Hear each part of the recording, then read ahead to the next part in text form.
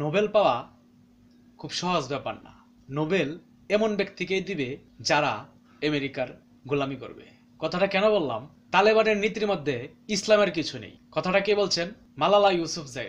এই জন্যই বললাম, নামে কিন্তু সে একজন মুসলিম। আমরা যেখানে দেখে আসছি যে আপনার ইসলামের জন্য তালেবানরা যুগের পর যুগ তারা যুদ্ধ করলো ইসলাম প্রতিষ্ঠা করার জন্য, সেইখানে নাকি কোনো ইসলামের বালাই নেই। মানে এই ধরনের মন্তব্য করলেন মালালা ইউসুফজাই। আচ্ছা চলেন আমরা সম্পূর্ণ বিস্তারিত আপনাদের সামনে উপস্থাপন করি। আফগানিস্তানের তালেবান সরকারের গৃহীত একাধিক নারী নীতিমালাকে চ্যালেঞ্জ জানাতে মুসলিম নেতাদের আহ্বান জানিয়েছেন সর্বকনিষ্ঠ নোবেলজয়ী মালালা ইউসুফজাই।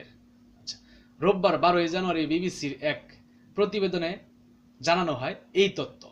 পাকিস্তানের রাজধানী ইসলামাবাদের নারী শিক্ষা বিষয়ক এক সম্মেলনে মালালা বলেন, আফগানিস্তানের তালেবানরা নারীদের মানুষ হিসেবে দেখে না।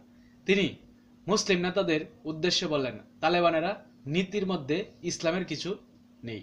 তালেবানের নীতির মধ্যে ইসলামের কিছু নেই। তিনি আরো বলেন, তালেবান সরকার আবার লিঙ্গ বর্ণ বৈষম্য ব্যবহার তৈরি করেছে। তারা নারী ও মেয়েদের শাস্তি দেওয়া শুরু করেছে।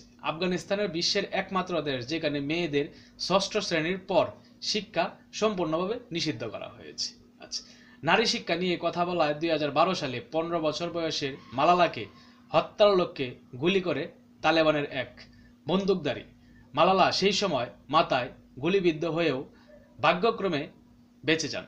এরপর থেকে দেশের বাইরে ছিলেন তিনি। 2018 সালে প্রথম পাকিস্তানে ফেরত আসেন। রোববার সম্মেলনে মালালা বলেন, নিজ দেশে ফিরতে পেরে আমি অনেক খুশি এবং আনন্দিত।